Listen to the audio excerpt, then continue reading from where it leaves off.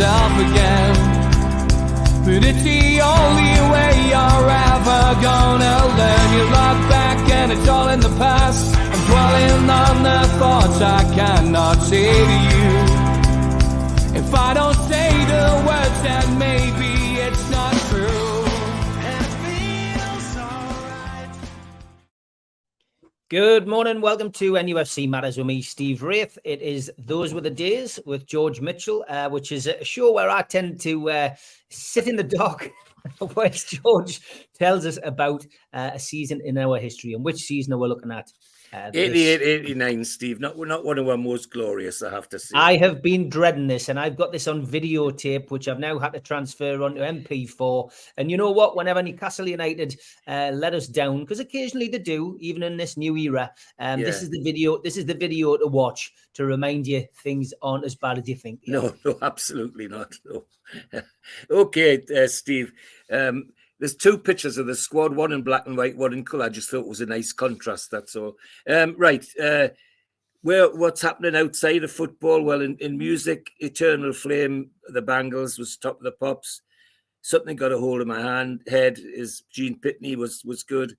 Homely Girl, UB40. Right Here Waiting, Richard Marx. Not music that was mine. I could stand Gene Pitney, but the others were not big recollections for me. And if you go to the pictures, the cinema, Indiana Jones, Last Crusade was the top seller. Batman, Back to the Future 2, and Look Who's Talking. Not a bad range of movies. So that's where we are in terms of outside of football. Inside of football, well, we're and as that picture tells you, we're in for a change. With poor Willie McFall, I've got to say something about Willie McFall at the start of this season.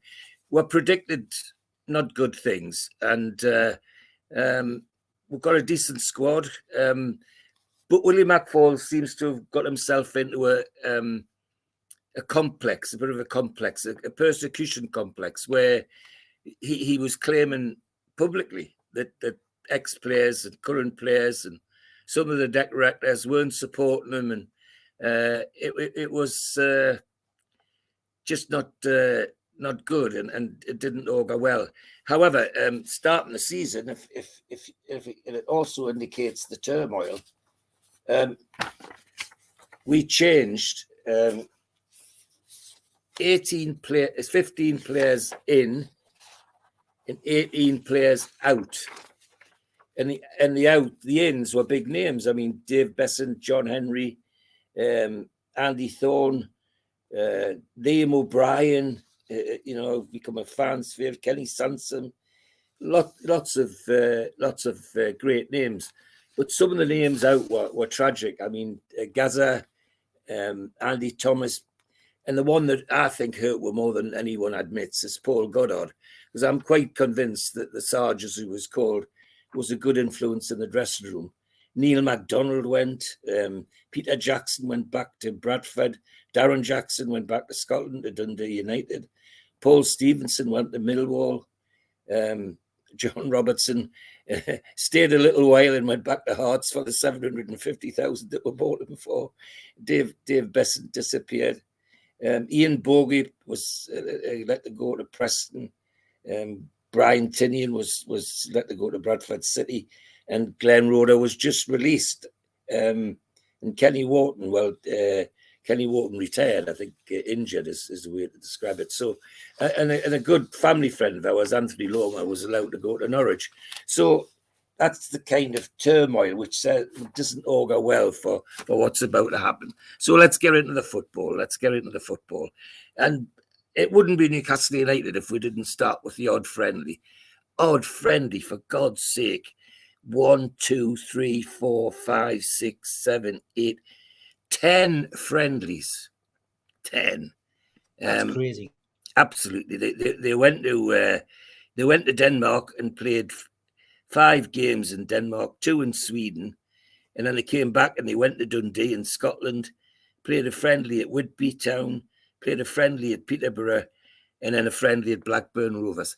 10 in all, which they'd be fit, but they might also be knackered, because that was over a period of from the 25th of July to the 19th of August. that's less than a month, less than 30 days, played 10 games. You know, if they should be fit, but as I say, they're more likely to be cream crackered as well. Anyway, we get into the season proper, and our first game of the season is not a one that people are really looking forward to, because it's at Everton. The people that they're riding high, having been champions and almost champions again, and we go to Everton. Colin Harvey's their manager, and he's got his usual star-studded lineup, except there's one major addition: Neville Southall, Dave Watson, Neil MacDonald, who left us, Ian Snowden, Stuart McCall, Peter Reid, Pat Nevin, Graham Sharp, and Tony Cotty. 42,000 at the game, and Willie McFall sends a team with a lot of his new signings in: Dave Besant, John Anderson, Brian Tinian. Nice to see Brian Tinian holding his place. David McCready, Peter Jackson, Andy Thorne. Andy Thorne's just come in, and of course we're about to lose Peter Jackson. John Henry come in. John Robertson. I think this was probably his only game, I suspect. Darren Mirandina, but he was replaced by Darren Jackson halfway through the first half. Kenny Wharton and Michael O'Neill. So it's not a bad side. We haven't got a bad squad, but the atmosphere around the squad doesn't feel comfortable. So we go and we hope that they'll give it a go. And well, they hang on a little bit, and then towards the end of the first half, Graham Sharp, centre forward, gets a nice headed goal from a corner. And then Tony Cotty, right on half time, makes it 2-0 from a nice little jinky run and slipping the ball under Besant. And that's yeah, I mean, a bit of action from the game. It's good. Yeah, Michael O'Neill there with McCall. Yes. Yeah, I mean, couldn't be more different. A talented footballer, and the other one's talented hard man. No, I mean, that's my opinion anyway. So it's 2-0 at half time, and everybody's hoping that there'll be some sort of turnaround after the half-time dressing room talk. But no, the second half goes the same way as the first, and we're just not in it. And predictably, Tony Cotty, who was on fire at this time, completes his hat-trick on 70 minutes and on 75 minutes, and we end up with a 4-0 defeat, which is not a good way to start our season. The next game is in the Mercantile Cup, and we enter all of these trophies, and they tend to be not our 40, unfortunately. I mean, we enter this one that says we've entered at the quarter final. Well, that's great, but 17,000 at the game at St James's Park. Referees worth noting: Keith Hackett, who became one of the referees that was a bit of a personality, is the best way to describe it. Willie McFall sends out an unchanged team to the one he sent to Everton. Wimbledon come. The crazy gang, Bobby Gould, is still the manager, and they've got one or two changes. Eric Young that they bought from Everton, Terry Phelan that they brought in, John Scales from West Ham, but they still got some of the crazy gang: Laurie Sanchez, Dennis Wise, John Fashanu, Terry Gibson, and Carlton Fairweather. Hard nut to crack, but it's a game they're playing, and it didn't look like anybody was going to score, and they didn't. So we had to go to extra time, and for once we won the extra time session with a beautiful goal on 109 minutes by Michael O'Neill, who dribbled his way through the Wimbledon defence to get us a 1-0 win. So that's a win on the board, but we need points start getting points on the board. So the next game is a home game against Tottenham Hotspur. Another tough game. This is a talented side that's likely to. People are talking about as though they were going to win the title. That's how good people thought they were. 4 minutes, Andy Thorne opens his account for Newcastle from a corner with a nice header. 4 minutes were 1-0 in. Darren Jackson then scores a nice goal from just inside the penalty area in 19 minutes. 2-0 at half time, and everybody thinks, well, the points are ours. Well, the Spurs that came out after half time, I don't know what the manager Terry Venables put in that tea, but it was a different game. Spurs just took over. And of course, to make things worse, they took over, and the two people that took the match by the scruff of the neck and took it away from us were Paul Gascoigne and Chris Waddle. I mean, that was more than painful, I've got to say. The rest of the team, well, Tottenham, Bobby Mims, Chris Fairclough, Terry Fenwick, Chris Houghton, who we know, Mitchell Thomas, Gary Mabbott, Brian Statham, Paul Allen, Gascoigne, Waddle, and Paul Walsh. A very, very talented team. But as I say, second half, the two ex-Magpies just tore us to pieces. However, we got a point. We've got a point on the board, which is something. So we next game is an away game to Derby County, and always canning games with Derby. 16,000 at the baseball ground, and Willie McFall sends an unchanged team, which is good. He facing Derby County, who are still managed by our ex-stalwart manager Arthur Cox, and they've got a talented team. Peter Shilton in goal, of course. Paul Blades, Mike Forth, Mark Wright, Trevor Hibbert, Terry McMinn, Nigel Callahan, Phil G, and Paul Goddard. Paul Goddard is now with them. It's no secret that Paul was admired by Arthur Cox, so it's no surprise that that's where he would end up. So that's the two sides. It's not a bad game. First half's even Steven, we go in 0-0 and everybody thinks, well, we've got a chance. And then we come out second half, and whatever Arthur Cox said to the Derby team, they were a different team. And they just give us a tough time.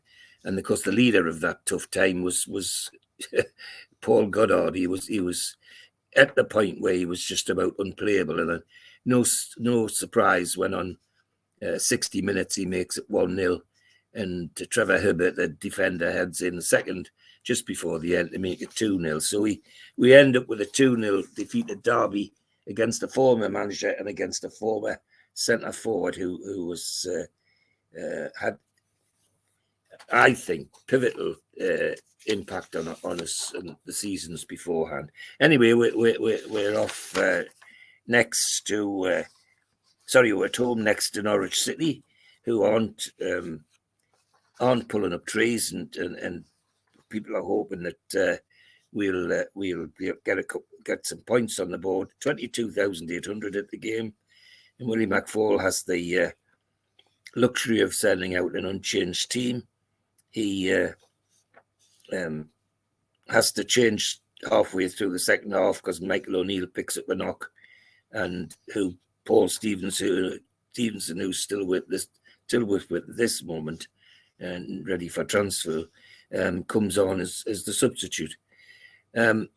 Norwich now got Dave Stringer is the manager, another former player with a good football side, talented group of lads.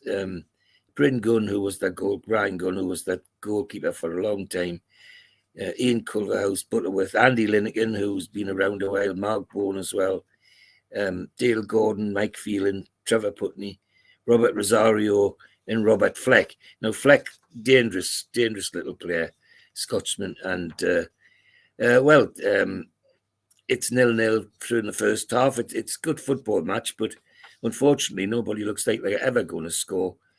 Second half comes out, and whatever was said in the dressing room certainly had an impact on Norwich because they seemed like a different team. Dale Gordon on 47 minutes puts them in the lead.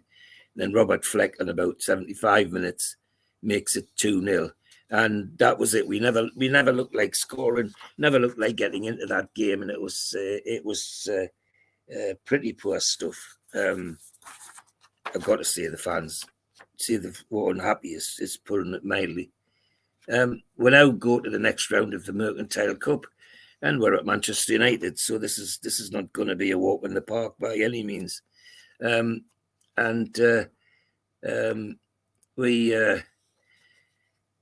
McFall sends out the same team. He juggles the left back position because Brian Tinnion's got an injury and John Cornwall comes in. Other than that, it's the same side. Manchester United, still managed by Alex Ferguson, got a new goalkeeper, Jim Leighton, but the other names are familiar: Clayton Blackmore, Steve Bruce, Billy Garton, Mike Duxbury, Lee Sharp, Jasper Olsen, Brian Robson, Brian McClay, Mark Hughes, and Peter Davenport, who is substituted halfway through the second half by somebody called Liam O'Brien. That's reflection on, I mean, normally when we go to Manchester United, crowds are 45,000 or more. This Mercantile Cup doesn't even excite them. 14,000 at Old Trafford, which not good for them. I mean, it just reflects on what people think about this competition, I think. We give as good as we got. They really dig their heels in, and we 0-0 at half time. Second half's no different. End-to-end stuff, couple of shots hitting woodwork from both teams, but nobody's going to score goals, and we enter extra time again. And we look like we might get something out of this after all, but no, lo and behold, from a corner, somebody called Steve Bruce had the first goal in on 91 minutes, and then a beauty free kick from Brian McClay on 111 minutes. And that's Manchester United through to the next round 2-0. And the Mercantile Cup history for us. Next game's an away game at Charlton Athletic in the first division at Selhurst Park, because they're using Selhurst Park because the Valley's been refurbished. Not a good response from the fans to that move. Only 6,000 at the game. Lenny Lawrence, the personality manager, has a team he's had for about almost unchanged for about 3 years, with Big Bob Boulder in goal, and Shirtcliffe, and John Humphrey, Mark Stewart, Steve McKenzie, and a young midfielder who's now setting the world on fire, called Rob Lee. So that they're a good side. They're not going to give it up easily.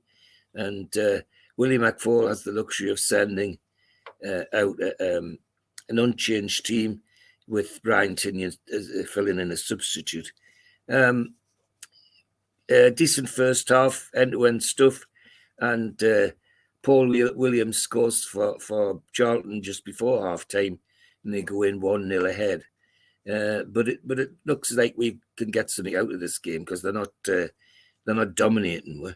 And so Darren Jackson, just after half time, only about the third or the fourth kick of the ball, equalises. Brian Tinnion's on now as substitute for John Robertson, and from a corner he heads in a nice goal to put with 2-1. And then just when we think we're going to get the points, up pops a certain Rob Lee with a thunderball from outside the area, and it's 2-2. It's an away point though, which does a lot for confidence, and more importantly, it gets a point on the board because we're not looking very very good at the moment. So we're now in the League Cup, second round, first leg at Bramall Lane against Sheffield United. 17,000, nearly 18,000 at the game. Dave Bassett is the manager at Sheffield, and they have a interesting side. Graham Bumpstead in goal, and a certain Chris Wilder at fullback, who was to become the manager eventually, and not too long ago. In fact, not too long ago was manager at Middlesbrough.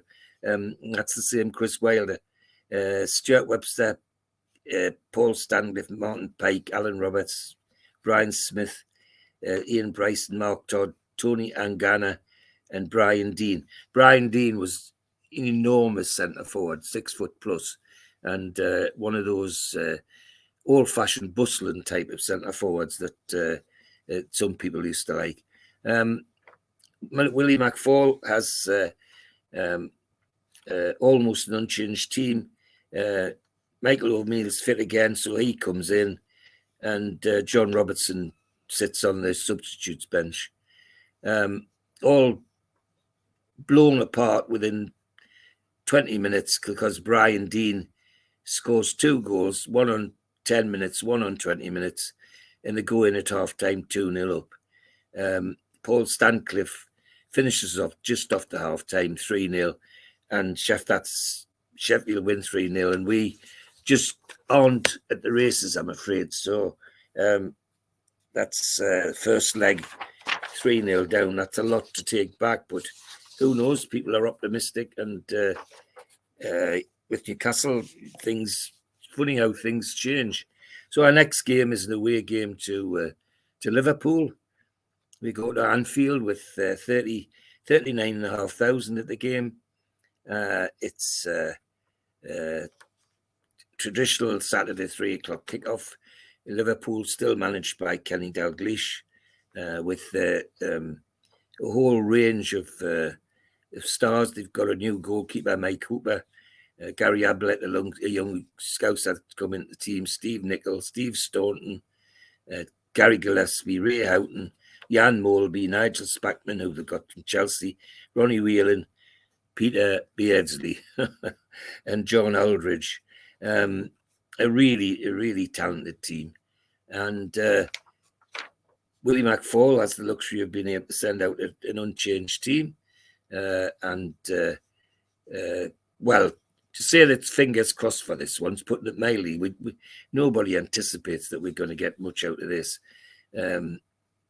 A miracle we might get a draw. Well, with Newcastle United, you just have to bite your finger in sometimes, because on 3 minutes, Gary Gillespie puts Liverpool ahead 1-0, and it looks like it's one-way traffic. And then on 29 minutes, John Henry opens his account for Newcastle with a superb individual goal, and it's 1-1. And the second half is end-to-end stuff. McFall hasn't got the team playing parking the bus, as it were. They're still having a go. And lo and behold, he's rewarded, because on 85 minutes, a certain Mr. Merendina scores an absolute corker to give a 2-1 lead. Then the next 10 minutes is sheer mayhem in the Newcastle penalty area, but we hang on to a 2-1 lead, which surprised the football world, to put it mildly. But we're getting points on the board, and that's very important to us. The infamous celebration as well, which people were saying that Merendina was sticking his V's up at the Kop after scoring this winner. Yes. I think when you watch it back, he's celebrating, he's pointing to the badge, and he's trying to get the crowd up. He wasn't. That's right. Merendina wasn't that kind of player. Well, of course, anything that's unusual, people will have their own opinion about what it was. But yeah, you're absolutely right, Steve. So we're now at home to Coventry City, and after a win at Anfield, everybody thinks, well, Coventry's going to be a doddle. Nearly 23,000 at the game, and Willie McFall has the luxury of an unchanged. Well, no, he doesn't. He has to bring in Kevin Scott, because centre half is injured, and so he has to make that change. And however, it's virtually unchanged team, and as I say, haven't got a victory at Liverpool. Everybody thinks this is going to be straightforward. Well, it wasn't straightforward, because Coventry came out all guns blazing, is the only way to describe it, and then by half an hour we were 3-0 down. Same sort of feeling I can remember of disappointment as opposed to the elation I felt when we went 5-0 up in half an hour against Spurs. It was the disaster. And the rumblings in the Gallagher corner were really, really heavy, and largely directed at Willie McFall, I've got to say. Coventry City, managed by John Sillett, ex-Chelsea fullback, and some really stalwarts and talented players in a mixture. Brian Burrows at the back, Steve Sedgley, Brian Kilcline at the middle of the defence, Greg Downs, Mickey Glynn, Steve Smith, Gary Bannister, David Speedy, who was always a thorn in our side, and Cyril Regis, their big centre forward, who also was prone to give us a hard time. Well, as I say, within half an hour, it was over. Cyril Regis in 5 minutes, David Speedy in 15 minutes, and Mickey Jane at the half hour. And we never looked like we're going to get in it. I mean, far from thinking we might get something out of it, we were absolutely dreadful. And the chorus of boos at the end when the match was over, and largely, as I say, directed at Willie McFall. Was the end of Willie McFall is the honest answer. We're now bottom of the league, and the directors were scrambling around to think what to do. Well, the only thing they could do is they got rid of Willie McFall, and sad in many ways, because the season before he performed miracles, but it was his attitude at the beginning of the season, this complex he had, thinking everybody was against him, didn't do him any favours. And so once they got the chance, the directors got rid of him. And up stepped Colin Suggett as caretaker manager now. And we're at home against Sheffield United on the second leg of the League Cup. Only 14,000 at the game. Colin Suggett doesn't change anything in the team. He sends out a team that Willie McFall would have sent out, and Sheffield United come with a team that walloped with at Bramall Lane. Dave Bassett still a manager, and as I say, Chris Wilder at fullback, and some talented players in the side. But the big one was got to watch Brian Dean. He's the danger man. Good game. The Magpies give a good account of themselves. John Henry in 20 minutes puts 1-0 in the lead, and the way we're playing, it looks like we might pull back this 3-0 deficit that we've got, but sadly not. Even though just before the end, Mirandinha scores a second, we never looked like getting 3. So Sheffield United go through, and that's the end of our current foray into the League Cup. The next game is an away game at West Ham. Not a place to go when you're on the downers, but it doesn't matter. It's what the fixture list says, and off we go to West Ham. 18,000 in the open park. John Lyle's the manager still, and they still have a quite talented team. A new goalkeeper in Alan McKnight, but the rest of the team virtually unchanged from the previous season. Ray Stewart, Julian Dix, Tony Gale, Alvin Martin, Alan Devonshire, Alan Dickens, Paul Ince is a name people will know, Stuart Slater, Mark Ward, and a name we do know, David Kelly. He scored a hat-trick on the telly. He certainly did. And Suggett again sends out a virtually unchanged side. Ian Bogie is substitute, but has to come on because Andy Thorne gets a knock in the second half. First half, even Stephen, give a good account to ourselves. Second half, West Ham step it up. And within 48 minutes, just before 50 minutes, Alan Dickens scores to put them in the lead. And then towards the end, John Anderson gives away a penalty by tripping up none other than David Kelly. So they get a 2-0 win. And to be honest, we we were second best all the way through the game. It was quite disappointing. So the next game is at home to Middlesbrough, and well, fans are desperate for something because it's we're still bumping on the bottom of the league, which is quite worrying. And we still have Colin Suggett as caretaker. 23,000, nearly 24,000 at the game, which is amazing considering the run of results we've had. Suggett sends out the same team, apart from on the left side of attack. He's brought in a lad he bought from Hereford. I think it's Lee Payne rather, who's a fast, talented left winger into the side. So that's our side. Middlesbrough for me, this is always it is a derby match for me with our Teesside friends, and has big family connotations for me because I have family that live in Middlesbrough and Billingham and all that sort of area. Bruce Rioch's the manager now with the famous derby in Scottish International. Bruce Rioch is their manager. They've got some new talent in. They've got Stephen Pearce in goal. They've got a young man called Gary Pallister in their back line. Another man called Tony Mowbray, who we know, Colin Cooper, Gary Hamilton, Mark Burke, Stuart Ripley in their forward line, a talented, very dangerous right winger, and a goal scorer who becomes a thorn in the side of everybody and anybody, Scotchman called Bernie Slaven. So they're going to have to be watched. This isn't going to be too easy. First half's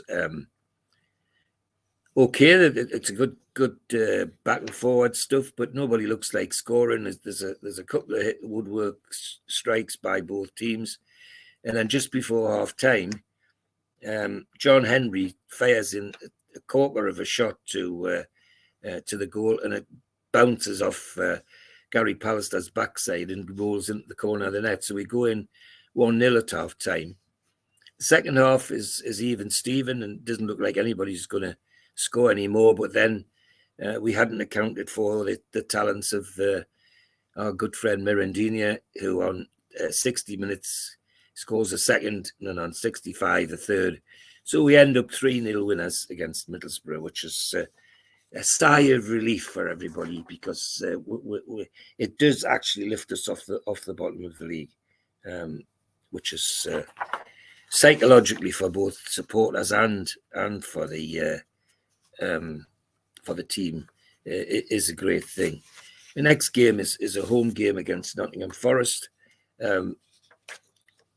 Again, a team that's always good competition, good football. 25,000 at the game. I think that reflects on our previous week's victory. And Colin Suggett has the luxury of selling out a team, an unchanged team, which you'd expect after the previous result. And Forest come with Brian Clough, still the manager, and he has very few changes in his team. Got a new goalkeeper called Mark Crossley, who becomes quite a personality. And of course, he's got the talented Des Walker, Stuart Pearce in the back line. In the forward line, he's got his son, Nigel Clough, Steve Hodge, Neil Webb, and Lee Chapman, who he's now bought from Sheffield Wednesday, big blonde centre forward who's got to be watched. Absolute pain in the backside. And it's a good game. They're playing, both sides playing attractive football. But just before half time, just after half time, Lee Chapman gets loose in the penalty area and slots home a goal to knock the stuffing out of Newcastle. Try as they might, they couldn't breach Forest's defence. And Mark Crossley, when he got the chance, was shown why Clough had bought him. And it ended 1-0 to Forest, and we really didn't look like we were going to get back in this game at all. And George, did we have a new So manager 1-0 by this win, stage? which Did we have a new manager no, in it was situ by this stage? Still Suggett? no, we're still Colin Suggett. Yeah, I mean, Wow. it was nearly 7 weeks. That's The crazy. direct- I mean, like, It was- because my it mindset, was- I haven't researched this particular season, Yeah. but it just seems like an incredibly long time. I keep waiting for you to go, and the next manager was. I know I put him up by mistake earlier on, but this is crazy. No, I deliberately put that picture in to set the scene, telling people where we were going. But I think it was 7 weeks, Steve. The directors did it and did it and did it. They didn't. I mean, they didn't even appoint Suggett as manager. He still was caretaker, which I think's unfair as well for that length of time. You know, Yeah, me too. Caretaker for a month, yes, but 7 weeks. Anyway, it sealed with fate, is my opinion. That was the director. I'd agree, George. Yeah, I'd agree. Sorry for interrupting you, George. No, it's important because the people watching should know that as well. Because it, as you said earlier, if you feel down about things that happened at Newcastle, go back to this season and see what this season was like. Anyway, 24,000 at the game, to nearly 25,000, and it's a disaster for us because we're back struggling at the bottom of the league again, and to help things. Well, nothing helps at the moment because we're away to QPR, and well, it's nothing short of a disaster. QPR with all sorts of talents in their side have basically taken apart. Falco, Allen, Maddox all score easy goals, 11,000 at the game to take the match 3-0. And our unchanged team is having a go, but only just. We really weren't in the game to any extent to get anything out of it. And a 3-0 away win at this stage of the season, which was sitting on the bottom of the pile, was not short of a disaster because QPR weren't great shakes themselves. They weren't pulling up trees either. Anyway, we come home to a home game against Arsenal, and you know, there's if you want to catch your breath and think you'll recover, the last thing you want to do is be playing a team like Arsenal, who's been touted to be championship possibilities, and yet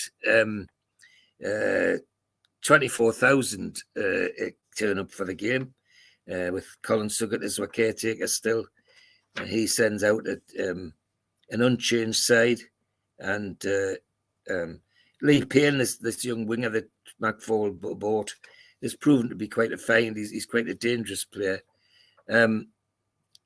Arsenal managed still by George Graham. Well, the names in the team are still names now because we see them so much on television. John Lukic, the goalkeeper, Lee Dixon, fullback, Nigel Winterburn, Michael Thomas, Steve Bolt, centre-half, Tony Adams in the centre-backs as well, Rocastle, Kevin Richardson, Alan Smith, the centre-forward, Martin Hayes and Brian Marwood, who has Northeast connections. And the substitute introduced is a man called Paul Merson. Don't we know him? I mean, he's predicted our demise for the last 2 years on Sky Television, and still never has the courage to say he was wrong. But never mind, that's another issue. It's a good game. First half we're given as good as we got. Second half's the same, but then, as would happen with Newcastle, right at the death, their big centre half called Steve Bold gets a header from a corner, and in it goes, and so we lose to Arsenal. We're at the Den next, away to Millwall. Millwall managed 16,000 at the game. John Docherty's their manager, who they've just brought in from Oxford, I think it was, and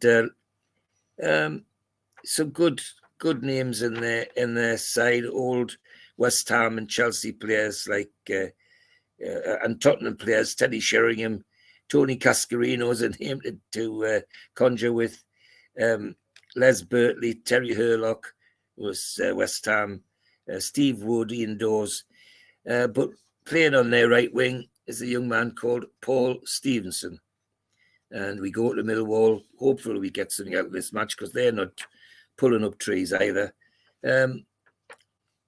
Not quite the same team. John Caldwell's left out and Darren Jackson comes in. Kenny Wharton's left out because Mirandina's back from an injury. And so we think we've got a good chance here at Millwall. Well, we had a good chance for 20 minutes because by then Terry Hurlock and Alan McLeary had made 2-0 to Millwall. So people are hoping, above hope, that we'll do something in the second half. Well, we don't. We just get slaughtered again in many ways. And the architect of the defeat was none other than Paul Stevenson. He didn't score, but of the 4 goals they got, because they got 2 more, one through Cascarino and one from Kevin O'Callaghan, of the 4 goals they got, 3 were from direct crosses from the byline by Paul Stevenson. Painful, but defeat it was, and we never looked like we'd be part of that game. So we come home and we've got a mountain decline in the next home game because we're playing none other than Manchester United. It's one that I don't think they'd be looking forward to. 20,000 at the game. I think that reflects on our previous results. Colin Suggett, still caretaker manager. He sends out not quite an unchanged team because he puts Kenny Wharton on because Lee Payne's got an injury. So Alex Ferguson sends out his strongest team. Jim Leighton, Mal Donaghy, Steve Bruce, Brian Garton, Clayton Blackmore, Tony Gill, Brian McNair, Brian Robson, Lee Martin, Lee Sharp, and Mark Hughes. Lee Sharp's injured and Mark Robbins comes on as substitute. Mark Robbins, tidy, dangerous little winger, but in the last few years he's making quite a good name for himself as a manager in the lower leagues. He's done lots of good things with Coventry, with Barnsley and people like that. So we've got to batten down this one to see if we get something out of it, and that's exactly what we do. We it's end-to-end stuff. We're playing quite strong at the back, and despite number of shots hitting the woodwork, it's 0-0 at half time and it's 0-0 at 90 minutes. We got a point out of a game that we nobody expected we'd get anything out of, but you've got to give credit where credit's due, and they did hold their own against Manchester United. What's interesting is some of the older heads amongst the new players like John Henry and the rest of it could be actively seen to be G'ing the other players up, which was quite nice because we're just coming out of doldrums with Willie McFall, where all sorts of accusations about rows in the dressing room and all that sort of thing. So we now go away to Luton Town, 8,000 in Kenilworth Road. Ray Harford's their manager. Lots of talent in the team. Les Seeley in goal.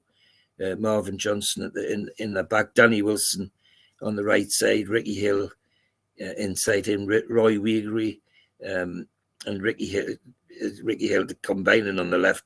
Quite dangerous. So they're a tidy side, but they're not gonna. They shouldn't be a worry to us. Colin Suggett sends out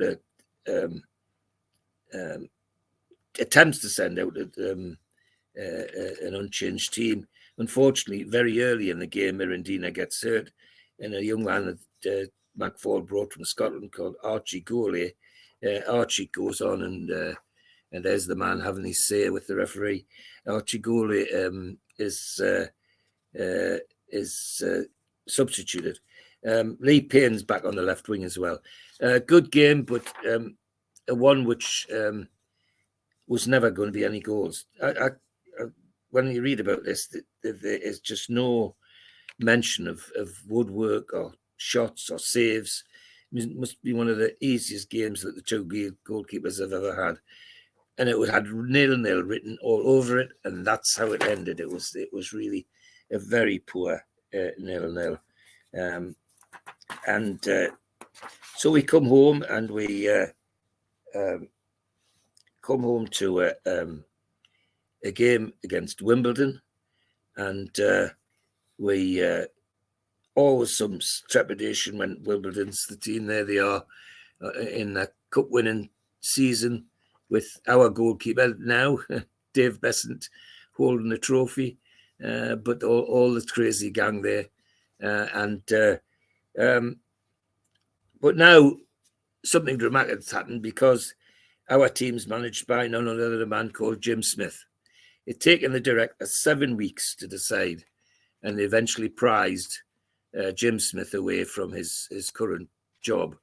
And that's our new coach as well, whose name's Bobby Saxton. Bobby Saxton, that's it.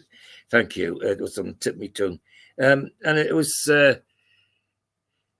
There was an uplift, the fact that it was a new manager, and oh yes, the other big change, of course, is that Stan Seymour Jr. has stood down after the schmuckle of 7 weeks without a manager. He eventually gave in, and Gordon McKeague came as chairman to try and sort out this mess, but he had bigger fish than that to fry, because waiting for him was John Hall and his Magpie group to try and take the club over, and we were a mess then. It's the only way to describe it. Also, a year to remember, this was Hillsborough year. This is when Hillsborough happened. This is when Jackie Milburn was put to rest, poor soul. So if you want a season where you get your hanky out, this is it, lads. 20,000 at this game, and it's a good game. That the Newcastle playing a tidy game of football and pressing Wimbledon, who are not going to lie down. Interestingly, Jim Smith sends out virtually an unchanged team for the one that Colin Suggett was playing, and on 40 minutes just before half time, John Henry scores a nice goal. Just after half time, Terry Gibson equalises for Wimbledon, and then on 80 minutes, another goal, beautiful goal by John Henry, a nice long drive that he was quite famous for. Give us the victory 2-1, and to say there was a sigh of relief, putting it mildly, because it lifted a little bit off the bottom of the league, and looked like Smith may be going to do something with this squad. It's not a bad squad. That's the other thing about it. If you look at that squad, it wasn't a bad squad. Anyway, we're off to Watford for the Simod Cup, third round at Vicarage Road, 6,000 in the crowd. Steve Harrison's their manager now, and it's a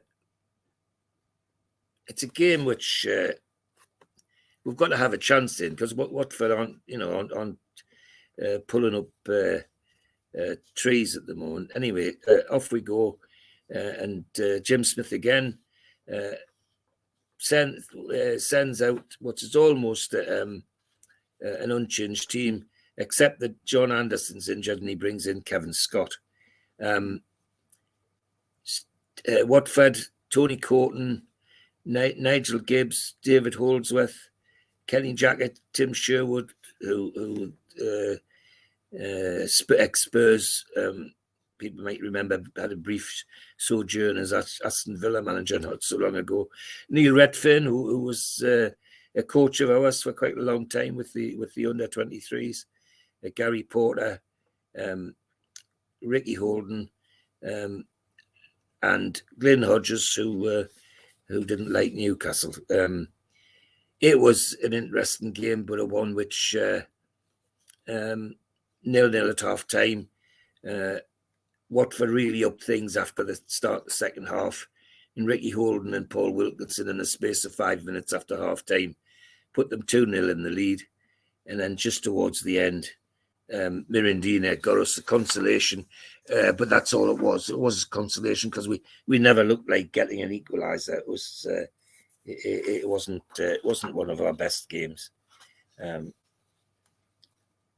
We now come home to a game against Southampton, who have a talented side.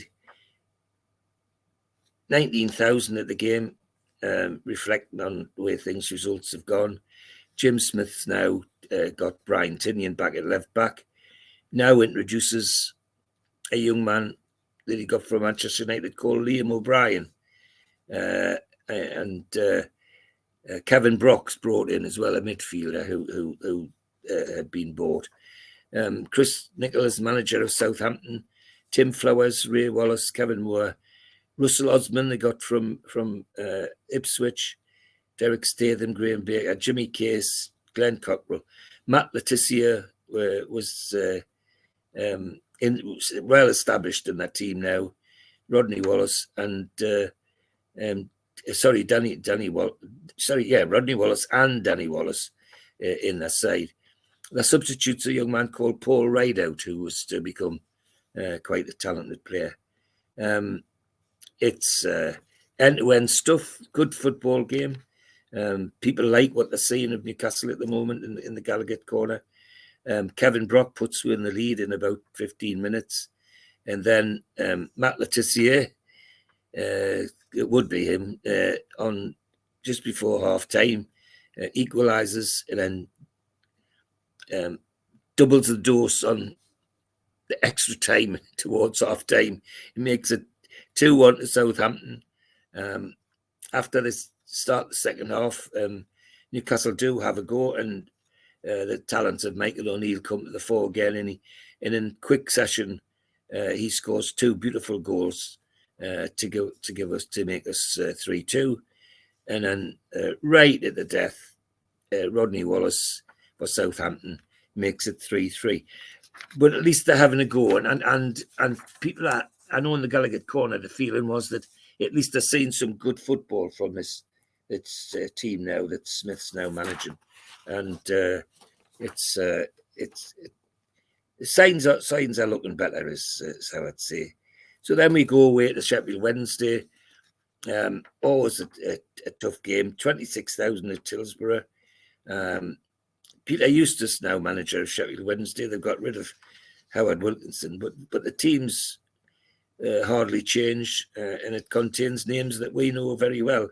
Nigel Pearson, for example, is in the defence. Nigel Worthington, Laurie Madden, Gary Mexon, Siggy Johnson, Mark Proctor from Middlesbrough, and a centre forward called Imre Virardi suddenly appears for Sheffield Wednesday, and Colin West as the lines up beside him, the ex-Sunderland forward. They've also got a substitute, David Hurst, who they've just bought from Everton. Jim Smith has now introduced 2 new fullbacks, Ray Ranson and Kenny Sansom, and Liam O'Brien's kept his place, and Kevin Brock's kept his place. So slowly but surely, the team's changing under Jim Smith, but I think what the fans find is that they're playing better football. So we go to Sheffield Wednesday, and it's a good football game, end-to-end stuff. David Hurst puts Sheffield Wednesday in the lead after about a quarter of an hour, and then Michael O'Neill on about 40 minutes, and then just before half-time, last kick before half-time, one of McFall's signings, Rob McDonald, makes it 2-1. 2-1 at half-time. Second half, both teams have a go, but neither look like they're going to score, and it ends with a 2-1 victory to Newcastle, which is, collective sighs of relief around the city is putting it mildly. So you then come back, and we go off to an away game at Tottenham. Going to be a tough game. 28,000 at White Hart Lane. Terry Venerable's their manager, but the team of all talents, Bobby Mims in goal, Fairclough, Fenwick, Ferguson, Mitchell Thomas, Gary Mabbott, Paul Allen, Chris Waddle, Paul Stewart, and Paul Walsh. Jim Smith, not tinkering too much, leaves the 2 new fullbacks in, leaves Liam O'Brien in, and leaves Michael O'Neill in, but Mirandina has to substitute for him midway through the second half. It's a game which, from the off, Tottenham are up for it. And within 5 minutes, Paul Walsh has put them in the lead. And then just before half-time, a certain Chris Waddle makes it 2-0. The Send win, 2-0 down.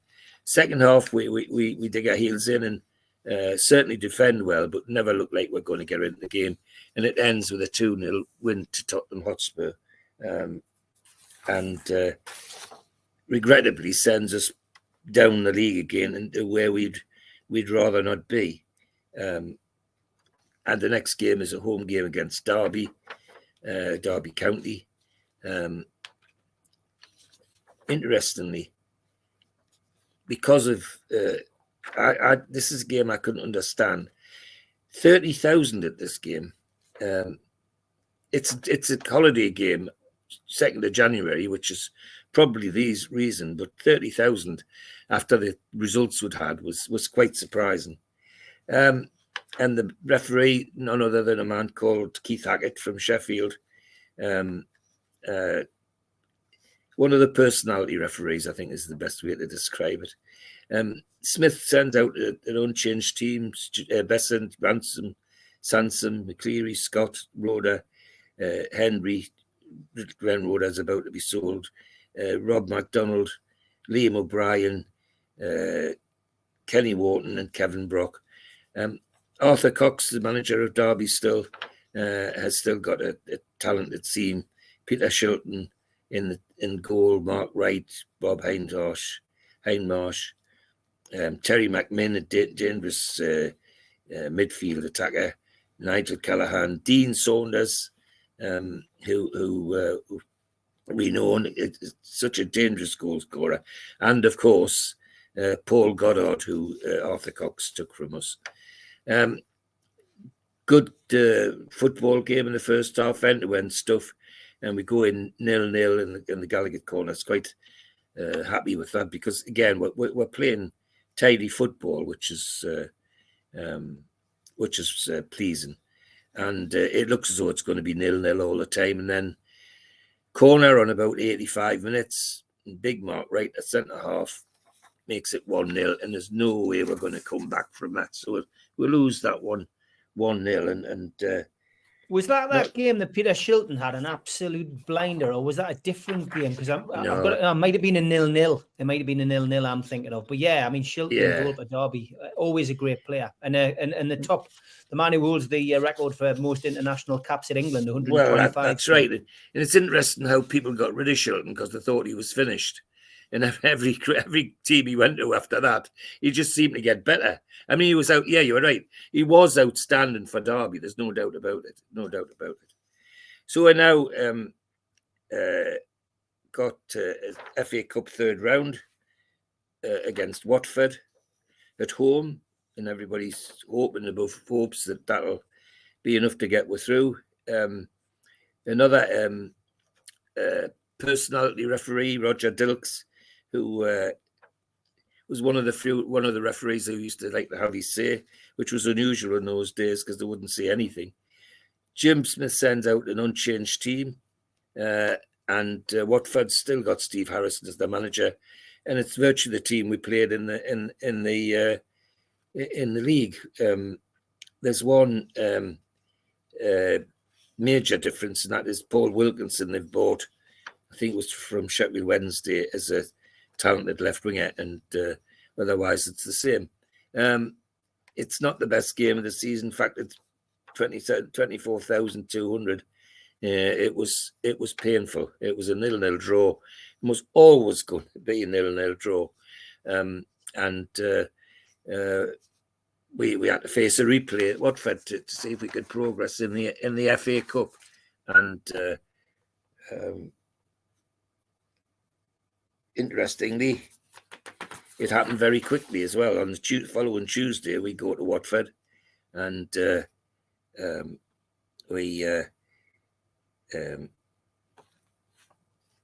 send Jim Smith sends a virtually unchanged team, except we have the appearance of a new goalkeeper called Tommy Wright, who was to become a bit of a favourite with the fans, I think. And 16,400 at Vicarage Road. Watford unchanged from the team that we played in the first game. And as I say, apart from Tommy Wright, we were virtually unchanged as well. Good game this time. But it's funny how people who are attached with us or connected with us tend to cause us problems, because within 10 minutes, Neil Redfern, who eventually became one of our coaches, gives Watford the lead. Just on half time, Kevin Brock equalises. And then after the start the second half, Neil Redfern again scores from a penalty spot. And then right at the death, Mirandinha scores from a penalty for us. So 2-2, and that's how it stayed. And we come to a second replay, which was this. I think this was the last season that they did second replays, because we hadn't got into the extra time death system like we have now. However, we before that we've got an away game at Aston Villa in the league, and 21,000 at Villa Park. Graham Taylor now is Aston Villa manager. They managed to prize him away from Watford. Some really well-known players in the Villa team: Nigel Spink, Martin Keown, who ended up as Arsenal centre-back, who we'll see a lot on television, Stuart Gray, Gordon Cowans, very talented midfielder, whose career was cut short by injury when he was playing for England, talented. Centre-forward called Andy Gray, who's into football terms, he can't escape that name. And then a young man called David Platt, who was to make a name for himself with England. And another TV personality on Sky Sports, Alan McNally, was in the side. So him and Gray up front must have been a handful, because they were both quite rugged centre forwards. And Tony Daly, a talented winger. So we go there with who hope we might get something. Jim Smith sends an unchanged team, keeps Tommy Wright in, and at substitute introduces a young man who's come from Sweden for quite a lot of money, called Frank Pinkel. And that's a name to conjure with these days. Anyway, we get into the game, and that's Bernie Christensen's the other one from Denmark. I used to like Christensen. Very, very calm player, but never mind.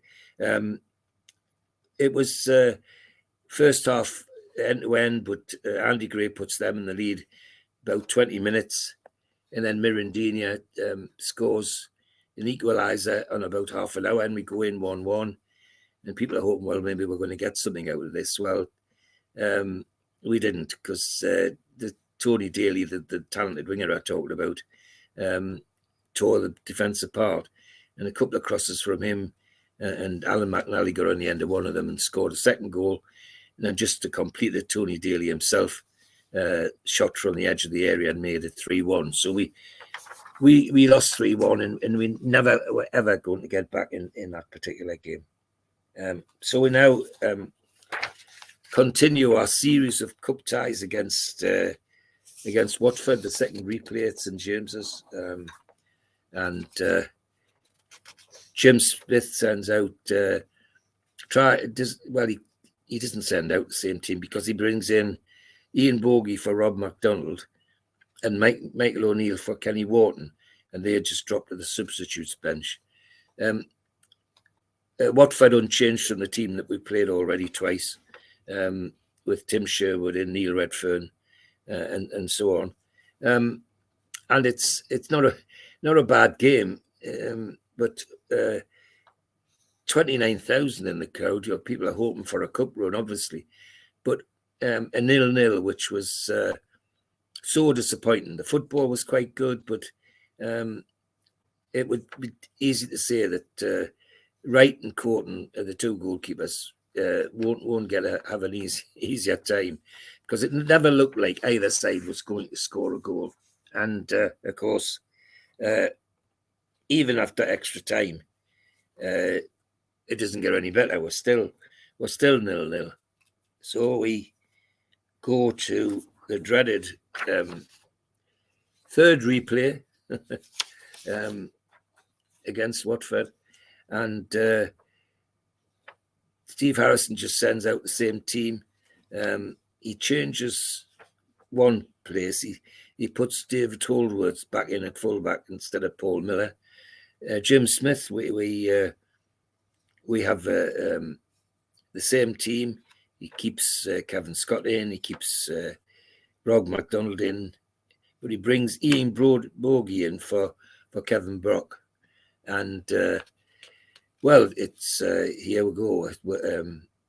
Back at Vicarage Road again, and it's another abysmal game. Is the truth? First half 0-0. Neither team look like they're going to score.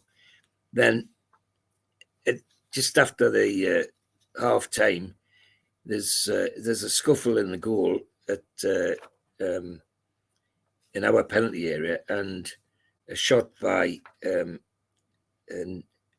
Tim Sherwood hits Kevin Scott and deflects into the goal, and that gives Watford 1-0. And we never looked like we're going to get an equaliser, sadly. And so Watford progress. Sorry, and that was in extra time. And Watford progress after 4 games and 2 games which went to extra time. That's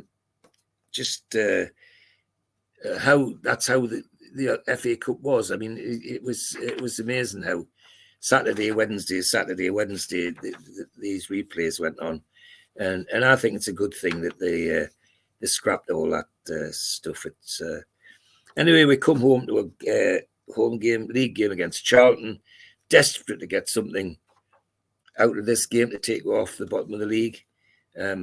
Jim Smith sticks to the same team that he played in the cup tie.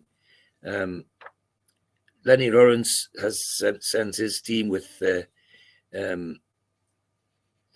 no great additions from the previous game, with the talented winger Garth Crooks, who was causing all sorts of mayhem, and a talented midfielder called Rob Lee, who was now attracting attention of all sorts of people, really big clubs, because of the way he was playing.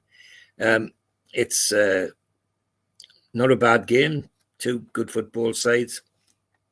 And then just before half time, Rob Lee scores a blinder from out of the area, real hard drive. And we struggled after that. After half time, we tried, but never looked like we're going to score. And then just to seal it, on about 80 minutes, Rob Lee scores his second, and we lose the match 2-0, and sends us plummeting back down to the bottom of the league. We need something to lift with. Next game is a home game against Liverpool. Now, I have to say we need something to lift with. Liverpool's without Poland, so you're going to pray very hard. So anyway, Jim Smith's got changes in the team. He plays John Anderson into the team, and drops Ray Ranson, and otherwise it's the same. Liam O'Brien's still in the team, and so on. Rob MacDonald and Michael O'Neill out substitutes. 30,000 at the game, which says a lot about the opposition, I think, more than anything, because Liverpool are touted as the champions elect. Kenneth Dalglish, the manager, and a team of all stars: Grobler, Ablett, Burrows, Steve Nicol, Ray Houghton, Steve McMahon, Jan Molby, Ronnie Whelan, John Aldridge, Ian Rush, and John Barnes. I mean, goodness gracious, the names to conjure with, and names that have association with us. And add to the mix, the substitute is a little man called Peter Beardsley, and after 63 minutes, he substitutes for Steve Mahon. So we go into this game, and I've got to say, Newcastle don't lie down because it's Liverpool. They give it a real go. And on 3 minutes, Mirandinha slots in a nice drive from the corner of the area, so we're 1-0 in the lead. And then in 15 minutes, Ian Rush equalises, and nobody's surprised about that because Ian Rush is playing well. And then on just after half time, 49 minutes, and a certain Frank Pinkel scores to make it 2-1. And everybody thinks, my goodness, it's going to be a miracle. We're going to get a victory here. Well, sadly, miracles like that don't happen for Newcastle. Just before the end, John Aldridge, their other dangerous striker, scores as equaliser, and we get a. But getting a 2-2 against Liverpool in that game was really a feather in my cap because they were playing. Sorry, picture there of Frank Pingle in the game against. Yeah. Danny Brannigan, again, a well-known person locally. I got to know Danny quite well there. Took a lot of photographs. Big thanks to Danny for the supply. Yeah, well, it's. I've got to say, I've used some of his stuff before, as you've probably seen. He's a lovely guy. His are the easiest to find, Steve, is the honest answer. You can get hold of them. Yeah. We're away to Coventry now, and Highfield Road, 17,000 at the game. John Sillett's still the manager, and they have almost an unchanged team to the one that came to St James's Park. They've got a midfielder called Dave Bennett comes in, and they've now bought Gary Bannister from Sheffield Wednesday, but Cyril Regis is the big danger man, the centre forward. Jim Smith is the luxury of sending on an unchanged team. Michael O'Neill's the substitute, and towards the end of the game, Michael O'Neill comes on. We get off to an awful start. There's a corner for Coventry, and bobbing around in our penalty area, and somebody, I think it was Regis, fired in a corker of a shot, and it hit Frank Pingle and went into the net past Tommy Wright, and that gave Coventry 1-0. And that's on just after half time. First half was 0-0 and was an awful 0-0 first half. So that's gets the game going, but in the wrong direction for us. However, within 2 minutes, John Henry's pulled one back equaliser, and then just before the end, none other than Brian Kilcline upends Mirandinha in the penalty area, and Mirandinha steps up to take his own penalty, and we'll get a 2-1 victory, which slightly unexpected, but great relief because it doesn't solve our problems, but at least it looks like we've got an opportunity to do something. So we're back home. Sorry, no, we're not. Guess what, Steve? We've got an interruption here. We've got a friendly against Boston United, of all people. Look what I found, the programme. Ah, lovely. Does it say what it's about? Because I couldn't it just says friendly. It just says friendly fixture. Just friendly, yeah. And it doesn't say anything else. So if it was a testimonial, you'd be saying, well, great, but it's almost as though Newcastle did this so that the little clubs would get a bit of cash out of it. I don't know. And that's great to find that, Steve. I couldn't find that one. That's lovely. But there's an interruption for us. So we'll go away to Boston United, and then we come home to a home game against Middlesbrough in the First Division. It's going to be a good game, always is against the Borough. And 25,000 at the game. And considering where we are in the league. Is this an away game? Is this an away game on the 26th? Sorry, it's the away game. Yes, forgive me. Yeah, because I found the programme for that as well. There you go. Great. Yeah, I mean, 25,000 at the game at Ayson Park. Neither team's, doing anything special. So that's a decent crowd. Bruce Rioch still the manager, and they've got a new goalkeeper, Kevin Poole, and then a new defender called Gary Parkinson comes in. But then they have their stalwarts, Tony Mowbray, Gary Pallister, Mark Brennan, and then in the forward line, they've now got Paul Kerr, Stuart Ripley, Peter Davenport, and Bernie Slaven. And Jim Smith's sticking to as much as he can with players he knows. He's brought Ray Ransom back after his injury, and halfway through the first half, Mirandina has to go off injured, and Gary Brazil, somebody else that William McFall had bought, comes into the team. But Liam O'Brien and Kevin Brock are fixtures now. So we go to Ayson Park. It's end-to-end stuff as it usually is there, and Michael O'Neill scores a great, brilliant individual goal just before half-time to put 1-0 in the lead, and that's how it stays. And we think, well, gosh, we're going to get more points here and lift off the bottom of the league. But a Scotsman called Bernie Slaven soon puts that out of our minds, because on 75 minutes, Bernie Slaven scores an equaliser, and we have to be satisfied with a 1-1 draw. But a nice, again, Jim Smith's got them playing good football, which is the fact the results aren't going his way is more than disappointing. Anyway, we're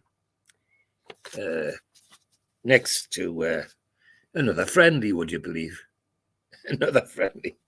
And we have Brøndby from Denmark in the at St James's Park for a friendly, and we beat them 2-0. But to what end?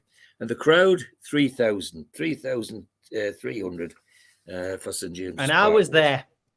You were. That was my first appearance on the TV, because me and my friend were in the Gallagher corner, and we ran from the top of the Gallagher corner to the bottom of the Gallagher corner to celebrate.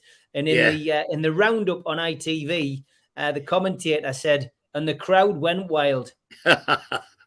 And I think one of those goals was a fluke. It was a comical goal where the ball hit the bar, bounced back off the bar, hit Liam O'Brien on the head, and went in. Yeah, he's one of the scorers. Yeah, it was bonkers. But I was there, 3,300 or something crazy. Well, I wasn't there, but what a crowd! Well, it says it's something when you can run from the top of the Gallagher corner down to the bottom.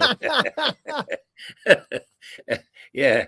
So anyway, we get rid of Brøndby and we come to a home game against QPR in the First Division. 22,000 at the game. Jim Smith sticking by the team a little bit now.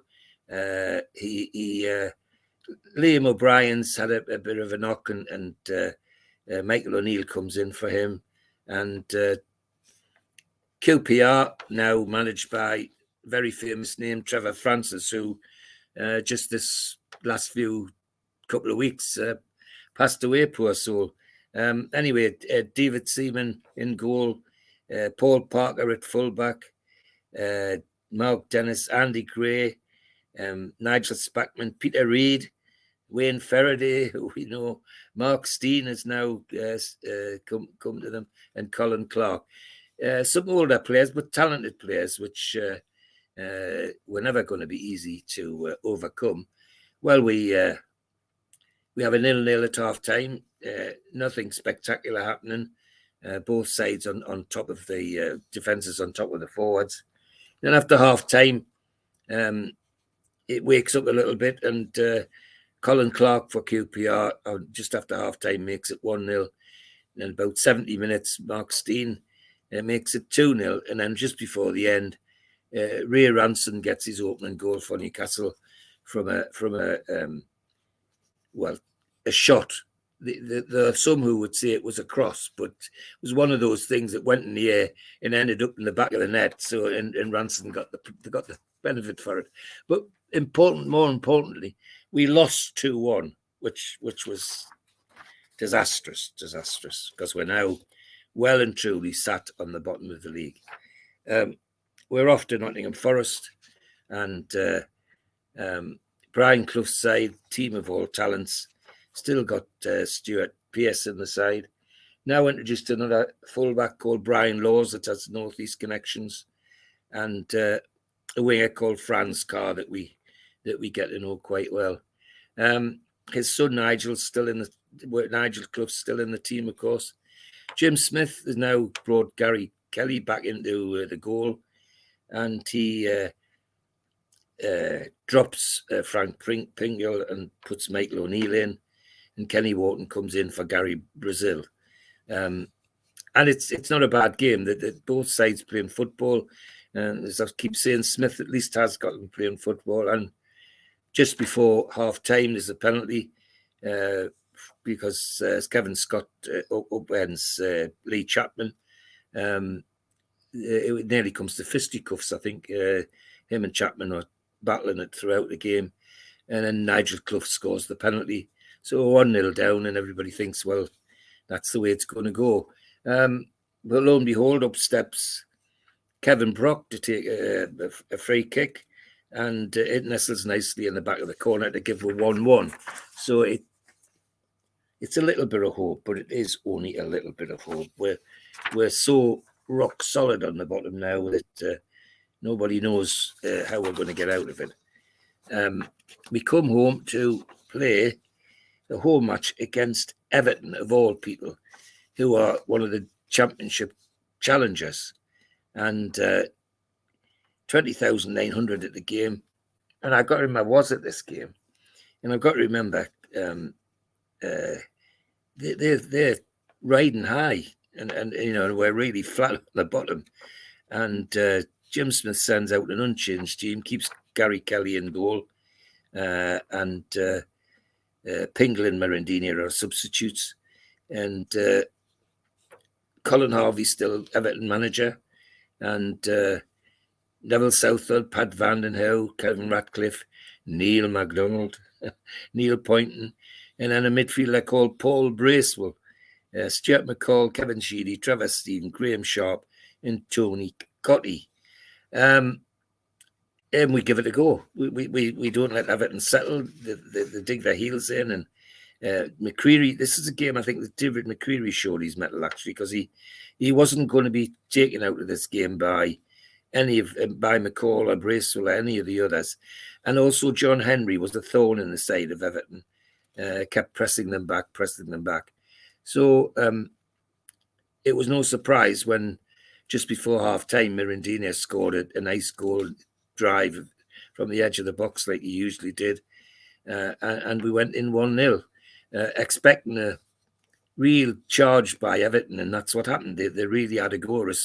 Penned us back, and then there was a long ball upfield through the middle, and Liam O'Brien fastened onto it, and everybody thought, well, he'll get brought down or he'll trip over himself before he gets anywhere. Well, he confused everybody, including the goalkeeper, because he ran it straight into the net to make with 2-0. So against a team of that magnitude, 2-0 was just amazing, and people did get a little bit of hope out of that, but it lifted way a little bit anyway. That's all I'll say. We go to Norwich now. Carrow Road, 22,000 at the game.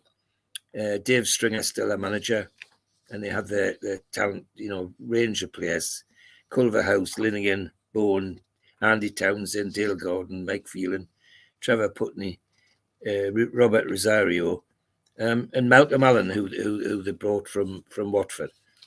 Jim Smith, having had that win against Everton, obviously plays an unchanged team with Pingle and Merendini on the substitutes bench, and it's not long before Merendini's on because Gary Brazil gets injured, and he comes on, and about 10 minutes after he comes on, he scores the first goal. So we go in at half time 1-0 up, and it's looking very promising for us because we're playing well and penning them back when we get the chance. And lo and behold, Liam O'Brien again from a corner gets a nice header into the net, and we get a good 2-0 victory, which definitely takes us off the bottom of the league and and as I say, starts to give people hope that we might rescue something out of this match. We're now at home to Sheffield Wednesday, and hope is that it'll be enough to get more points on the board, because they're not much better than us at this particular stage. But unfortunately, 31,000 at the game, which tells you how those two last victories affect the crowd. And it's 27th of March. It could be an Easter fixture, but just doesn't matter. With 31,000 at the game, and Jim Smith keeps it's an unchanged team, which nobody's surprised at, haven't got a victory the week before. Sheffield Wednesday come with Ron Atkinson now, their manager, the flamboyant Ron Atkinson, and a good side. Chris Turner, Nigel Pearson, who we know, Alan Harper, Carlton Palmer, whose son eventually went and played for Sheffield Wednesday as well. Dave Bennett, Steve Whitten, and David Hurst as the centre forward they got from Everton. It's a game we should win. There's no doubt about that. But in half an hour, we know it's going to be very hard, because Dean Barrick and Nigel Pearson have put Sheffield Wednesday 2-0 in the lead before half time. After the second half, we're looking to fight back, but fight back doesn't come, and David Hurst, our centre forward, on 60 odd minutes scores the third. And then on 80 minutes, Mirandina scores a penalty that Ian Cranston had tripped up Liam O'Brien, and so we got a penalty, but it was a consolation penalty. We lost 3-1 to Sheffield Wednesday, and again, and that game was the game that I knew I was going to suffer my first relegation as a fan, George. And the two things that stand out, it was a bank holiday fixture. It was Easter Monday. That's what I thought from the date. Yeah, Sheffield Wednesday had this horrible green and white hooped strip on. Yes, and I remember my dad saying, if Newcastle lose today, they're going down. And I was like, oh God, but so much pressure on that game in the media as well. But absolutely, it was and to lose a 6-pointer, is never a good thing. Yeah, and it was, because they weren't much better than us. Is the truth. So we're away to Southampton now, and 16,100 in the Dell. They're playing well, but not so much that we shouldn't be able to have a go at them. But it doesn't happen. It's a poor game. 0-0 at half time. The teams are interesting, because Southampton have now got a man called John Burridge in goal for them. But otherwise, the teams they've bought a little man from Wales called Mickey Adams, who's in that team, and a rugged centre back from West Ham called Neil Ruddock, who's got, shall we say, tattoos for all the scalps he's taken, and interestingly introduce a young centre forward called Alan Shearer, and Jim Smith sends an unchanged team. But lo and behold, 0-0 at half time. Very messy first half, and just after half time, they get a penalty, because Kevin Scott pulls none other than Alan Shearer down, and Neil Ruddock steps up and takes the penalty, and that's 1-0 to Southampton, and that's how it stayed. We never come back into that game, and like you say, Steve, people now realise that whatever we do, we're not going to get out of this mess. And believe it or not, we have a friendly. Well, I do believe it, because it's Kevin Keegan's team playing Newcastle for Kenny Wharton's testimonial. And great, Steve! That's smashing. I couldn't get that myself. I couldn't find it. That's lovely. Thanks for that. No problem. But before, when we were saying testimonial, friendlies, I always look to see whose testimonial it is, and many of them, they're not. There's no reason, or you can't see a reason, but at least this was a reason. And the other thing I like about it is there were over 20,000 people at that game, 20,800, which I think was just reward for Kenny's service to Newcastle. So we get our latest friendly out the way, our latest testimonial out the way. And there was a great little game prelude to that as well, which you might just be able to make it out on the front of the programme. But Newcastle United's 1974 FA Cup team took on Sunderland's 1973 FA Cup team. Yeah. So it was great fare. Two for one. And the return of Kevin Keegan, who had a rather tight curly perm back in those days, which wasn't as great as it was years later. Great to see him. Great to see, so many of the heroes from yesteryear back. As I say, it was a fitting reward for Kenny Wharton, who was quite a good servant of the club, really. And the fact that he was a local lad as well is good.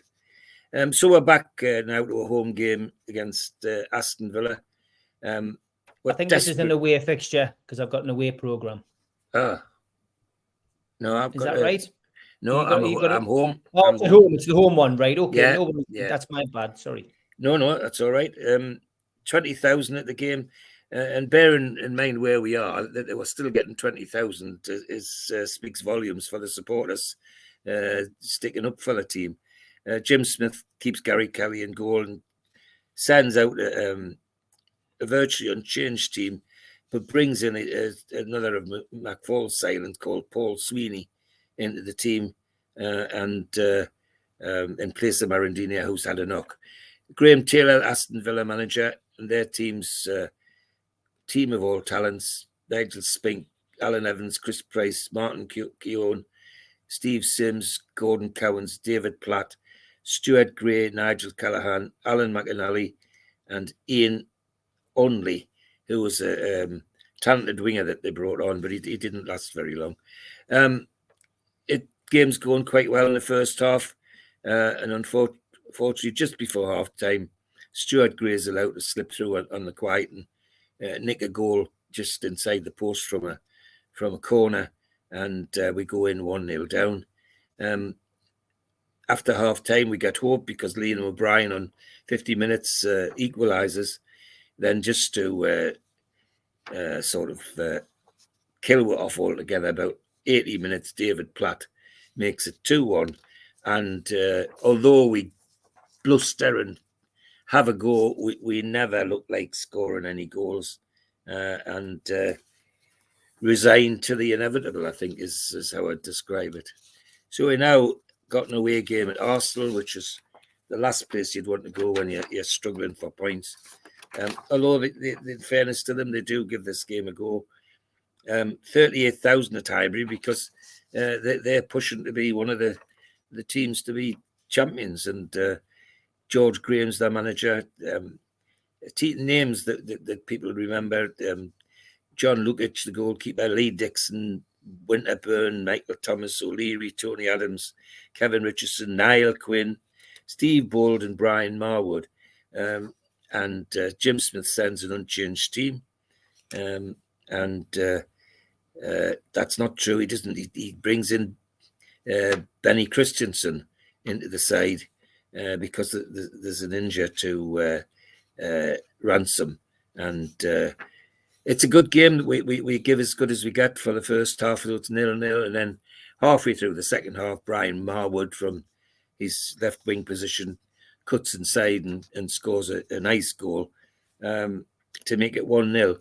And to say that we ever looked like scoring or equalising, no, we didn't. It was you could see the resignation almost in the players' attitude after that 1-0, and we now come home to a game against Luton Town.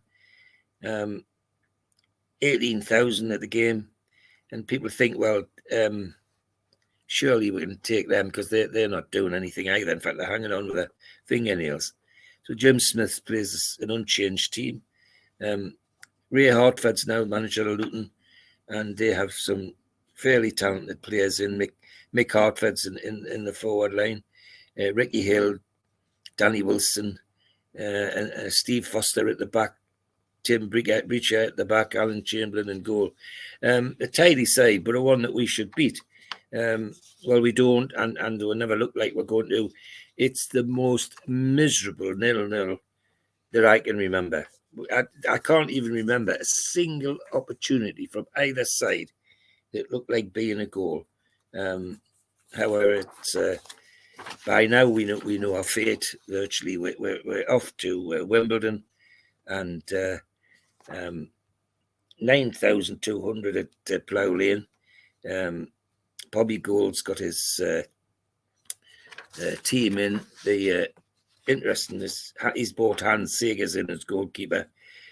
John Scales, Phelan, Roger Joseph, Mark Fleury, who was substituted by somebody called Steve Cotterill just before half time. Dennis Wise, Laurie Sanchez, Vinnie Jones, Paul Miller, and John Gale. Alan Cork substituted for him towards the end.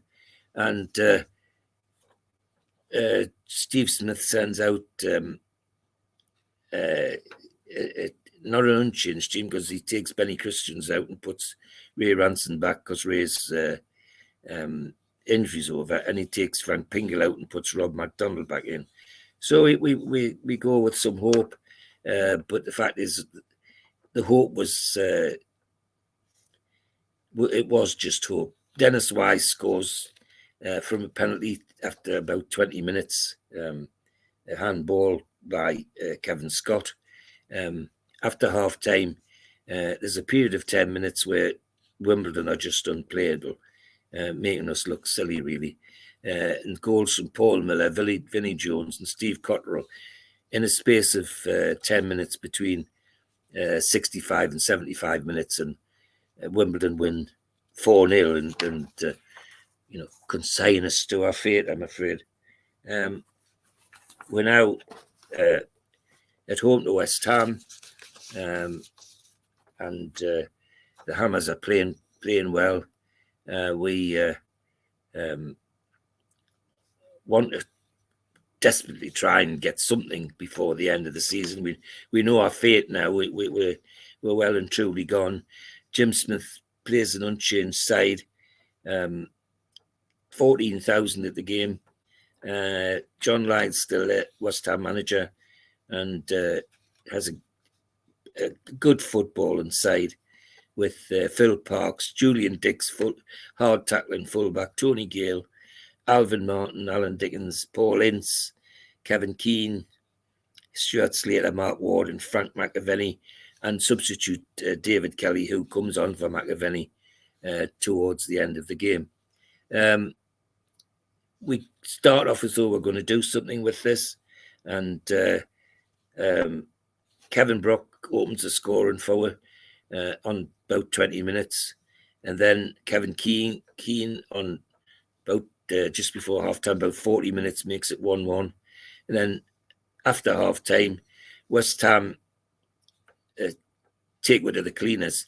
How it only stayed 2-1, I don't know, but Mark Ward in the middle of the second half, about 65 minutes, makes it 2-1.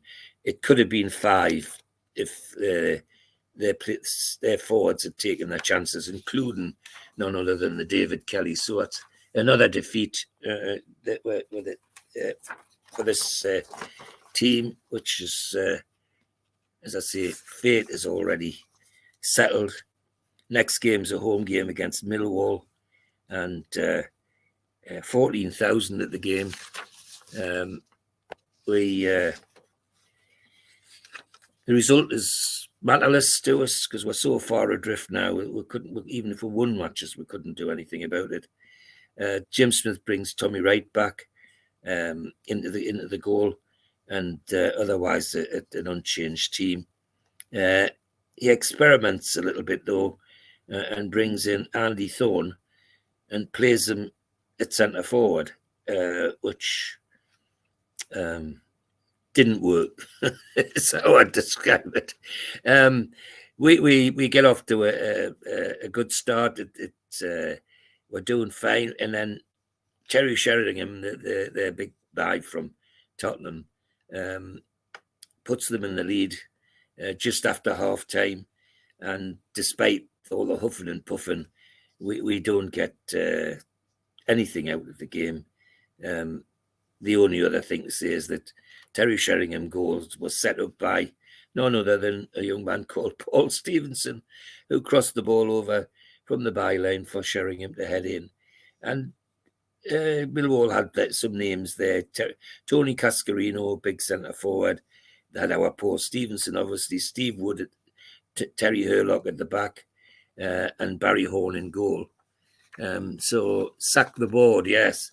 That certainly was the chant at the time. Anyway, we ended up with a 1-1 draw against Millwall, and lots of chance of sacking the board. And the final game of the season was against Manchester United. Well, result is doesn't matter a jot, but there's still 30,000 at the game, and Sir Alex Ferguson sends his full team out as you'd expect he would. Jim Leighton, Mal Donaghy, Steve Bruce, Clayton Blackmore, Mike Duxbury, Lee Martin, Russell Beardsmore, Brian McClare, Brian Robson, Ralph Milne, who was substituted by Mark Robbins later on, and Mark Hughes.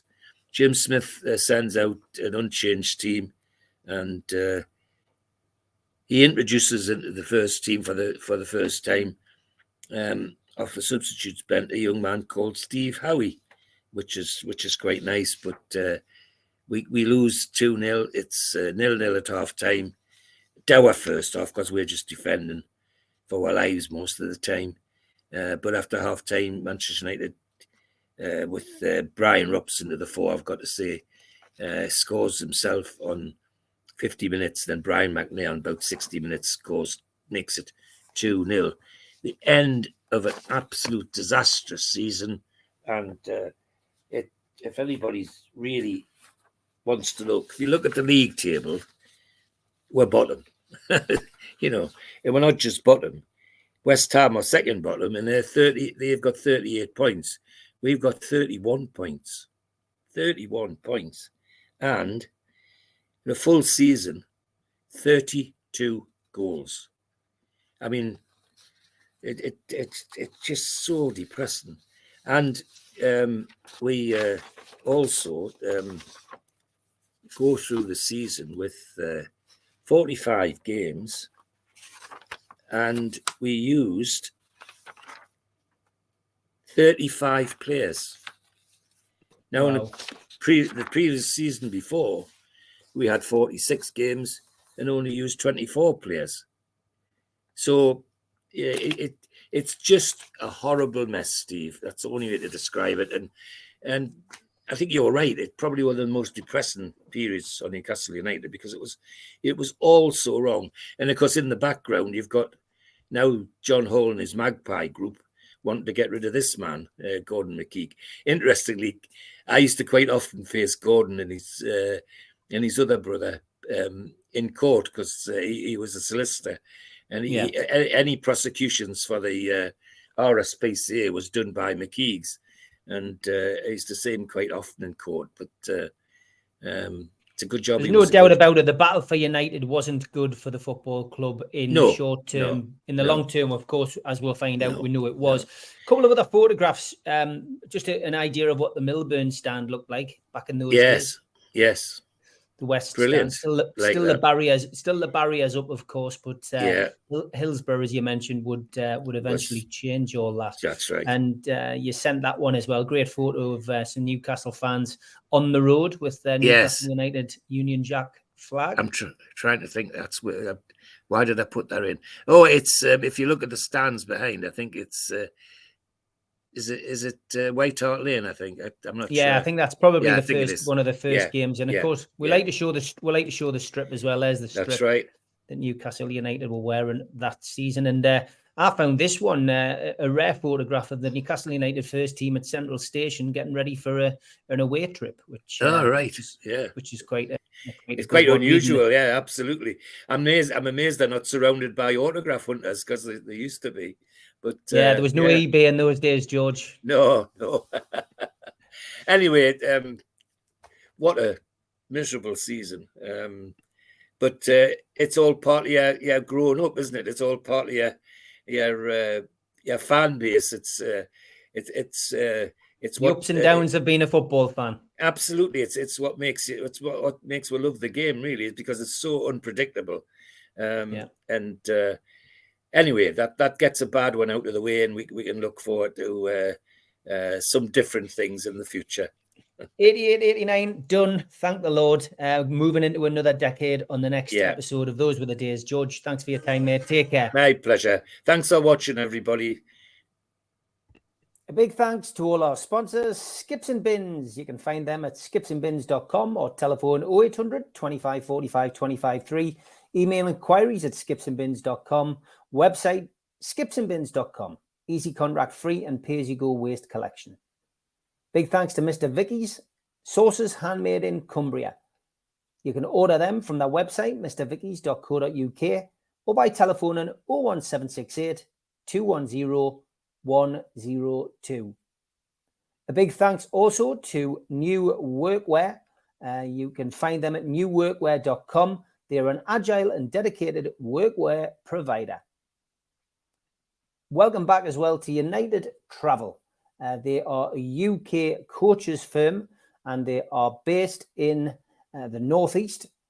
They've got 2024 tours and you can contact them on 01670 632 460 or mobile 0791 666 4174.